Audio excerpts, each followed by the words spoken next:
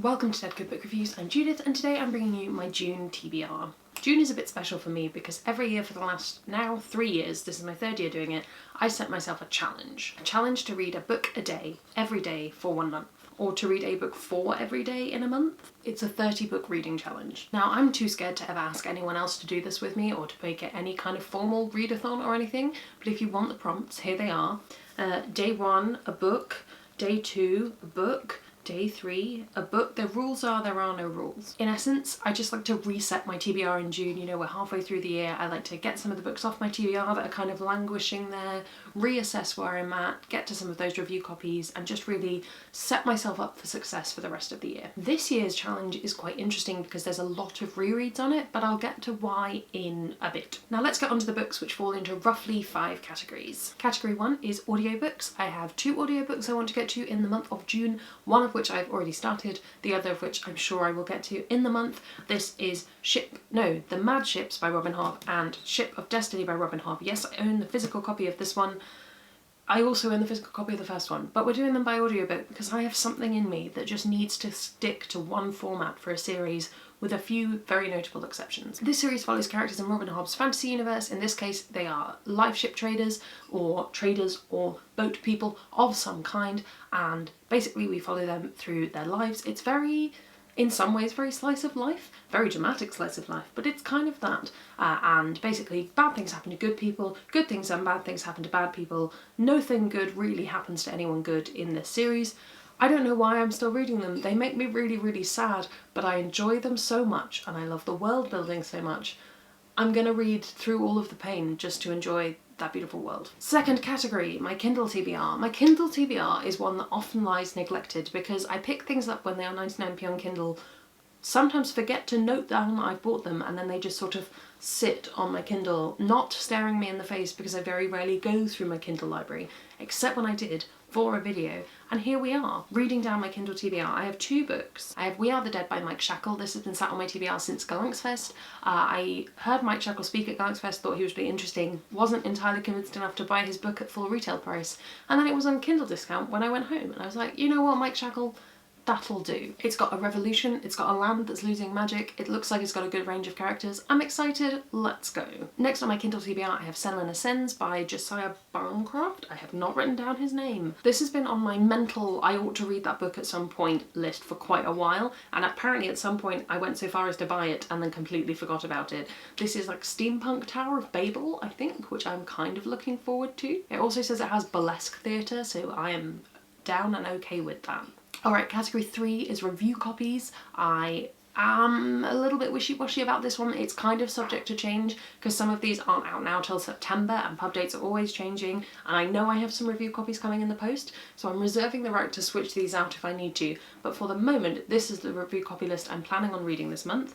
I have Feathertide by Beth Cartwright, which is out on 30th of July from Random House. It's described as being for fans of The Night Circus and The Bear and the Nightingale, which, hello, that is me. We have a girl who's born covered in feathers and kept hidden, who presumably escapes and goes on a journey to find her father, who she's never met, and on the way she ends up in the City of Murmurs, I think it's called? Yes. Which has mermaids. And yeah, it's an original fairy tale, which I'm always here for. It's kind of what I gravitate towards if I'm not in a TBR-y kind of place. Next I have The Four Profound Weaves by R.M. Lemberg. This is a novella coming out on the 4th of September. I actually started this quite a while back when it first came into my TBR because it was kind of January at that point and I knew September was such a long way away, but it wasn't quite sitting right with me, I wasn't taking it in, and I knew it just wasn't going to be the best idea. So I'm excited to be taking round 2 and picking up now. 2 transgender elders must learn from death in order to defeat an evil tyrant. Hello, yes, I am available. I have yet to read anything else in the universe in which this book is set, which is R.M. Lemberg's Birdverse, but I'm dipping my toes in. I'm interested. Next we have The Bone Shard Daughter by Andrea Stewart, which I think is out at the moment on the 10th of September 2020. Now, I'm very excited for this fantasy debut. Frustratingly, I think there is a ARC copy at the office, which I cannot go to, and they can send it to me. Bone magic is completely my aesthetic. I'm so excited for this. I'm also interested to see, so the main character is the Emperor's daughter, and I think he's like an evil emperor, and then there's also a revolution, so I'm interested to see whether she joins the revolution, starts the revolution, becomes involved in the revolution, defeats the revolution. I'm interested. Next, another September title, I have Wayward Witch by Zoraida Cordova. This is out on the 1st of September at the moment, pub dates being subject to change. This is the third book in the Brooklyn Brewhouse series. I'm kind of looking forward to this. It's following a new character. I've read the first two and didn't adore them. I liked them perfectly well, but I didn't hang on to them. And I think part of the problem was I didn't really like the romance, so I'm hoping that following new characters I'll get a side of it that I wasn't getting from the book before. You know what I mean? Category 4 is my owned TBR, and very rarely does my owned TBR exceed my review copy TBR, but I've been being so good lately, and maybe that's bad in itself and they should be balanced. Never mind, it's fine. First up, I have 2 books, one of which is not here yet. I have ordered it. This is Firefight, which I picked up in a charity shop quite a while back, not realising it was the second book in a series, and as much as I am okay reading a series out of order, I probably ought to be trying to read it in order, maybe. So I have ordered book 1 and 3 of this, so I'd better like them or I'll be very disappointed. This is by Brandon Sanderson. These are superhero books. I'm interested. I've read some Brandon Sanderson recently. What did I read? Alloy of Law yesterday, and I really enjoyed it. And basically everything of his I've read, I've loved, with the possible exception of some of the earlier stuff, which a bit wobbly on, but I'm interested to read these. I'm looking forward to it. The concept really reminds me of Marissa Mayer's Renegades, and I know that's because it's superheroes and we haven't had a lot of good superhero books, but I'm interested to see how this compares. Yes, I have added to my TBR for the sake of this challenge, and that's unfortunate, but you know what, unavoidable. I was gonna have to read them at some point. Next, I have Bloody Rose by Nicholas Eames. On Justine's recommendation, I read Kings of the Wild last year, maybe the year before, on Kindle. When I was doing a secondhand book haul, I saw this and I thought, you know what, I think I want that. I think I want to read the sequel. It's really, really good. The first book is the idea of getting the band back together. It's kind of this group of older ex-warriors who are like, right, one last mission, we'll go. So I'm really interested to see how this works, where they're bringing a new character in who is basically becomes the bard of these mercenaries, and I'm looking forward to reading it. It's going to be so much fun. Next, I have Warrior of the Wild by Trisha Levenseller. This was a gift from the lovely Moon. Moon, if you're watching, hello. This is by the same author as Daughter of the Pirate King and Daughter of the Siren Queen, both of which I've read, both of which I really liked the first time I read them. Daughter of the Pirate King was less good the second time around. We have a female warrior, we have a monster-filled quest, there's an axe on the front cover. I'm excited. Next, I have The Tiger at Midnight by Swati Tidala. This was another gift. Ooh, books are falling over everywhere. This was another gift. Thank you so much to my in-laws. I can't remember what initially made me want to read this. I think it must have been on some lists or doing the rounds of the Twitterverse because I couldn't remember anything about it. But we have an assassin, we have a soldier, we have some politics. I expect there's some romance in here. I don't know whether it will be that thing where it's dual perspective, because that annoys me in YA quite often, but who knows? I'm looking forward to reading this and finding out. I think it's going to be a fun YA time. Next, I have the entire Protector of the Small quartet by Tamora Pierce. I picked these up in the last big book haul I did, probably the last time I went into a bookshop, which is madness. It was ages and ages ago, but yes, looking forward to reading these. Tamora Pierce's books have been consistently amazing for me as I picked them up as an adult. I don't have that nostalgia factor that other people have. I don't know why. These just weren't a big thing for me. I don't know if they just weren't in the UK as much, or if I just wasn't reading as much fantasy, but there we go. I am enjoying them hugely as an adult, and I'm really excited to just like binge read a series. I've not done that in so long. I don't think I've done that since 2017 when I binge read King Fountain, so looking forward to this. A lot of these are books that I picked up on a whim in a charity shop, and this is no exception. This is Terry Pratchett's Jingo. This is a Discworld book. I checked this time. This is a Vimes book, which I'm excited about. I'm not hugely excited for some of the people in turbans on the cover. I feel like that's not going to be the most sensitively handled element, but I'm interested. I'm going to see. I'm trying to read outside of the 3 Pratchett books that I just reread all the time. And what I'm beginning to discover is that actually I need very specific elements of Pratchett or I don't enjoy it. And I don't know how this is going to go, and I will let you know. Let's find out together. Last of my owned TBR is House of Salt and Sorrows by Erin A. Craig. There you go. Thank you, Justine, for sending me this. She sent it to me on an Amazon wishlist thread. Very, very grateful for my generous friends. But this is a 12 Dancing Princesses retelling with ghosts and the ocean, and like if you could distill my heart into a book concept, I think that is what you would get. You would get the 12 Dancing Princesses and the ocean and ghosts. Like, this should be perfect. I'm trying not to get my hopes too high because I don't think it will be, purely because I haven't heard a lot of people talking about this. I'm quietly confident in it. I think it's going to be okay. Category 5, the last category, is rereads, and there are a fair few of these for good reason.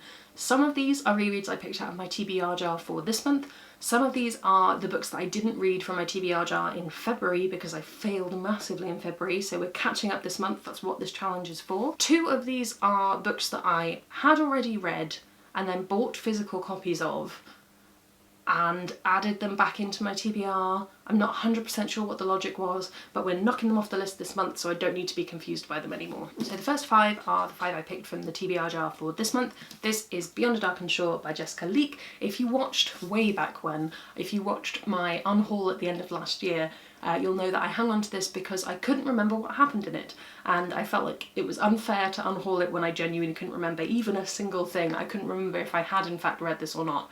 I'm pretty sure that I have. I vaguely remember someone called Leek, maybe, and a boat, and that's about all I can remember, so I'm looking forward to going back to this one.